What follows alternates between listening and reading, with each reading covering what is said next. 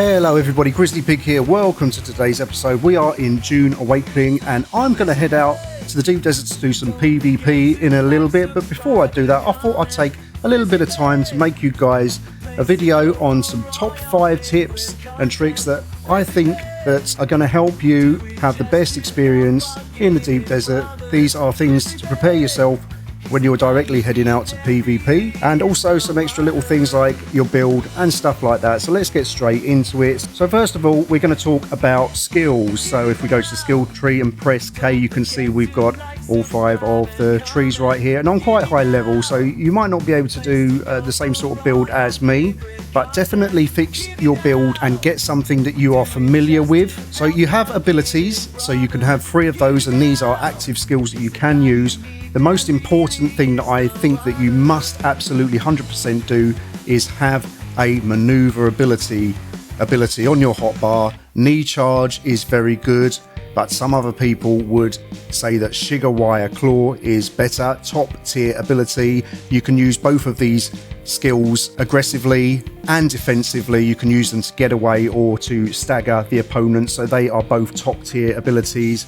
If you really want to run for the hills, you can even use Bindu Sprint. Great ability, but it doesn't offer anything in the way of aggressiveness. Next up, really dependent on what sort of build you're going to go for, as far as are you going to be doing a melee build or are you going to be doing more of a passive range build sort of thing.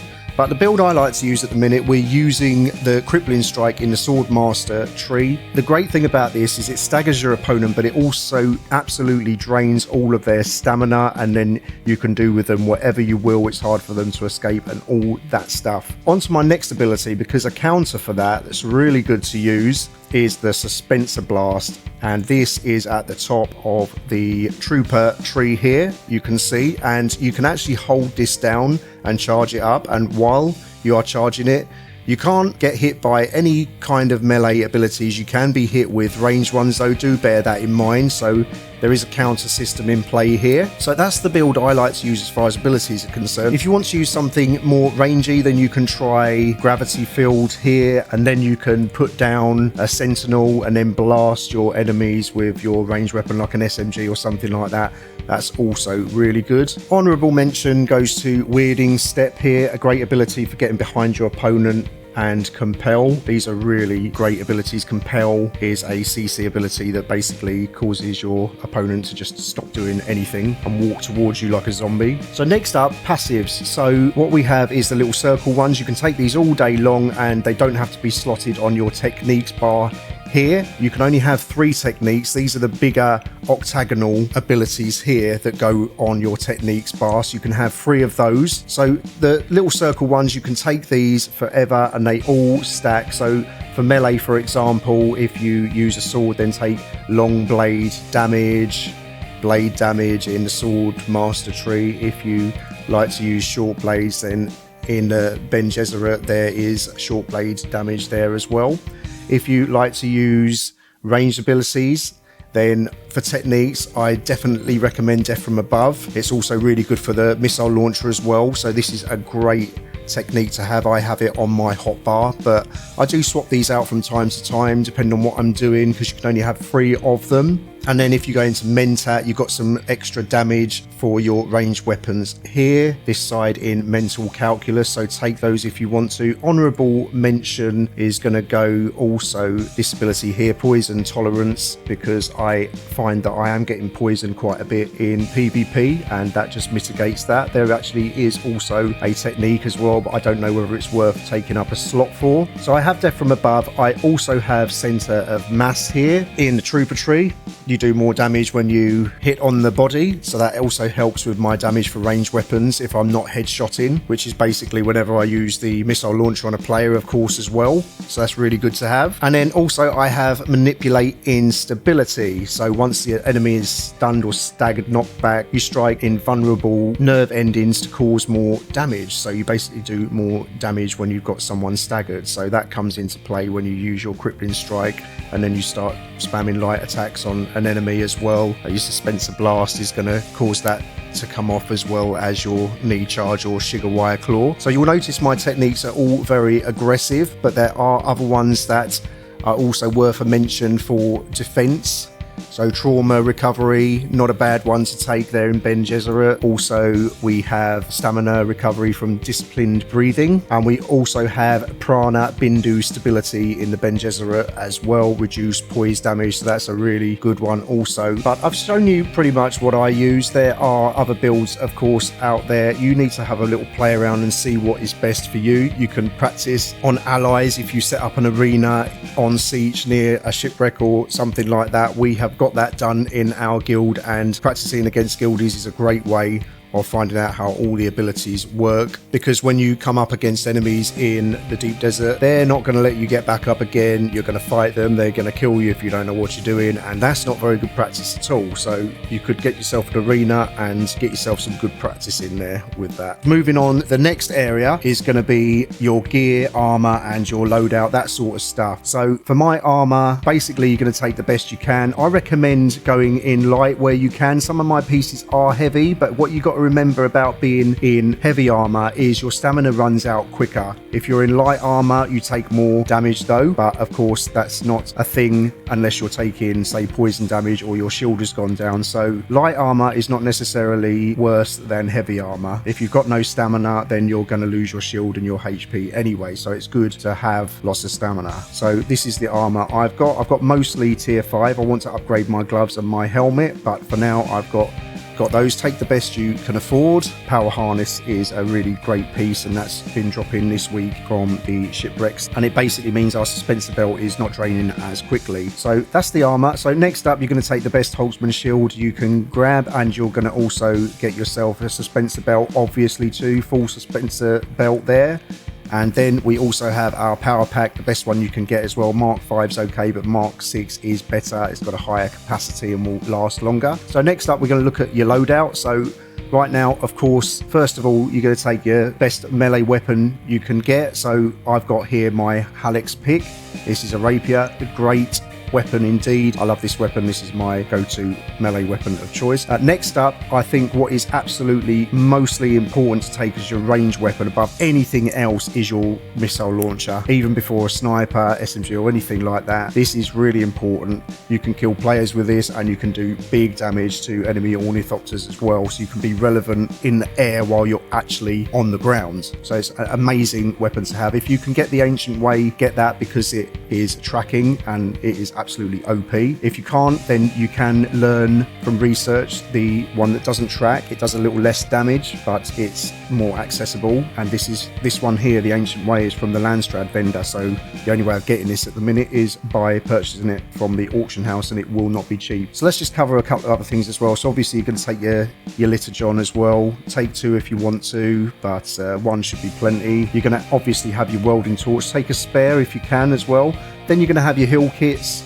Take spares of these. You can even take the upgraded versions if you want. And then, of course, you're going to take your vehicle backup tool. You take this everywhere anyway. This never leaves your loadout. So next up, we're going to talk about some other weapons that are more your personal choice. So I reckon the most important one, other than your melee weapon, arguably your rocket launcher, is probably a disruptor pistol. This totally takes down people's shields. It is called a disruptor pistol for that reason. It is crazy good. It has a little bit of a charge up. Some people don't like it because of that, but it is absolutely crazy. So then you should take a rifle. I take the Dune Watcher sniper rifle here, but there are other choices. This is the one I'm most familiar with, but there are triple shot rifles, stuff like that. This applies poison. There's other ones that also apply poison. They are just really good. Allows you to do damage to opponents from a distance. If you can't make it into a ground fight quick enough, you can get in there with a sniper. And last but not least, we're going to talk about the SMG now. So all of these weapons you see here are plastanium, but you can take the next tier down if you can't get hold of these. That's also fine. Just take the best you can afford. But we've got a dart for every man. This is an SMG, absolutely crazy weapon.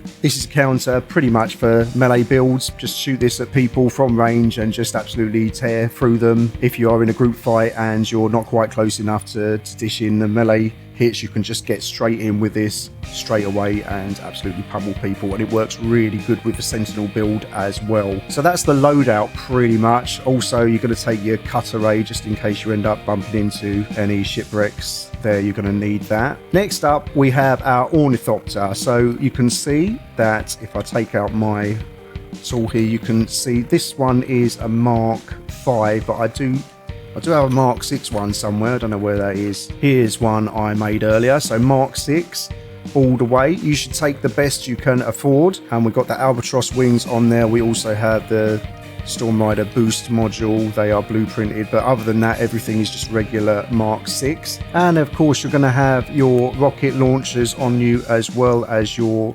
storage. And don't worry, you won't lose these in PvP.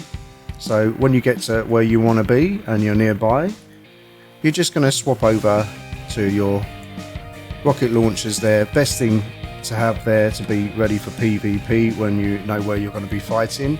And don't forget to, of course, put your rockets in there as well, like that. If you can't see there's anything in there, then get into your Ornithopter, hold F, and then go into your inventory that way, and it will definitely show if there is anything there. It's a little bug that happens. And then of course the reason you have storage there is you never know what you're going to bring back from PvP. If you watched my video last time, then you'll know what I mean. You might come back with a load of enemy spice. So if you want to swap out into storage to take that home, don't forget before you take your rockets off to take your rockets out of your rocket launcher first before you then detach them, because if you don't do that you will lose your rockets.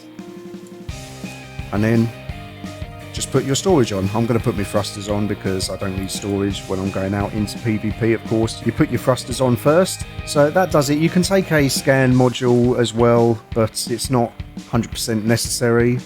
Just make sure your Ornithopter is fully repaired before you go out, and then you are good to go. Next up, party. So if you press P and then you are forming a party, get that sorted. You can get 3 other people in your party, and then what you want to make sure you do is go into your settings and go under display, scroll down to the bottom, and then you have this here, show friendly indicators. Make sure you got that turned on, because when you have party members that are near you, you're going to see these numbers pop up above their head. It's the same numbers that you'll see on your compass when you have party members show up there. They're also going to show above your teammates' heads as well, so that's really good to have. So top tip there, enable that. Next up, with your party members, make sure you know what each other looks like. So that means that your players, so you can choose the same skins as each other, you can choose to not wear a helmet and have the same hairstyle or whatever. Make sure you know who's who, and this is particularly true if you're playing with more than 4 people, because it can get messy if you don't know who is enemy and who is not, because if they're not in your party, you've got no indication of whether they're friend or foe unless you get to know the look of them. And also the same goes for your Ornithopter as well. Maybe you've got some colours in your guild that you like to use so you can recognise each other, choose the same skin, that sort of thing. Very important things like that. Decide who your shot caller is going to be in the party and how you're going to play, stick together. Make sure you know each other's builds, what you can all do, stuff like that. Pretty basic. Get to know your teammates, communicate well, and you will have a much better experience. Also, you can do this middle mouse button, you can put down pings, you can do this in your Ornithopter, and you can do it on ground as well. You can ping for quite a distance away. So last but not least now, this is probably the most important thing actually. It's a list of things that you will need to take with you when you go into the deep desert. So first of all, you're going to want to take yourself plenty of fuel cells. I recommend 3 is probably the minimum really. It depends how long you're going out for. You'll probably want more than this if you're going out for many hours, like more than 4 or 5, I don't know. If you're out that long, you'll probably lose some from enemies anyway, or lose them all and then have to beg a teammate for some. This is the only thing you can lose in PvP on this list of items that I'm going to show you to take into the deep desert now. So everything else is safe. Obviously don't take things like blueprints and stuff like that. anything that's not on this list here, you don't necessarily need it. So of course, secondly, you're going to take ammo. I'm talking about guns just here, like your main guns. You've got heavy darts and you've got light darts. If you're taking SMG, then you want to take a lot, maybe more than what I've got, even like 2,000 or 3,000, because you will burn through it. If you're not taking an SMG or anything that uses light darts, don't take it. Next up, most importantly, and a lot of people forget this, your suspensor belt is going to break at some point, and it's going to do it pretty quickly actually if you use it a lot like I do. So take spares, take at least 2. I take 4 here, as you can see, and then you're not going to be out without a full suspender belt. It is no fun dying to full damage in the deep desert. It's absolutely no fun at all playing without a full suspensor belt. Next up, make sure you got plenty of welding wire. I recommend you take no less than 500. 1,000's a good number actually. I've only got 372 here, but ignore that. Take plenty of welding wire, do not forget that. Next up, another thing that people overlook as well is respawn beacons. You never know where you might be fighting. Take at least 2 or 3 of these. If you get killed, you want to get back in the fight as quickly as possible. And if you spawn 3 grids away at the nearest test station that you did last, or PvE base in E5 grid or whatever, that's no good if you're out in the real deep desert, because you already have a 30-40 second cooldown on coming back alive if you've been killed in PvP anyway, so you don't want to add another 5 minutes onto that. So put down a respawn beacon. Anyway, next up, of course, you're going to want to take heal kits. You can take the upgraded versions of these if you want to, but I just take regular ones. You can buff the amount of healing you get out of these with some skills and stuff in passives and all that. So take plenty of these. I've got 60 here. Maybe that's more than you want to take, but I wouldn't take any less than 40, that's for sure. Next, of course, we have our rockets and our storage for our Ornithopter. Definitely take these. Again, you can't lose them, so you always want to have them. It just means that you can fill whatever role you need to when you get into the deep desert, whether it's getting somewhere quickly, getting loot out, or just firing with your rockets. You can do everything. And of course, onto rockets, you want to take yourself at least 500 rockets, maybe more if you're going out for more than 3 or 4 hours. So don't forget those rockets. And then, of course, I take my missile launcher. I have the Ancient Way here, as we discussed earlier. You're going to want some ammo for that, so take plenty of missiles. I recommend taking no less than 100, and then you can have lots of fun with this. Great weapon, absolutely love it. Take ammo for it. I've of course got my constructor tool there, and then of course you can't fit everything on your hotbar you might need, but if there's any extra weapons that you might want to swap into, take those as well. Again, you can't lose them, so just take them, and then if you feel that this is going to help you out, my disruptor pistol, I can just swap it out whenever I want to with my SMG or whatever I fancy.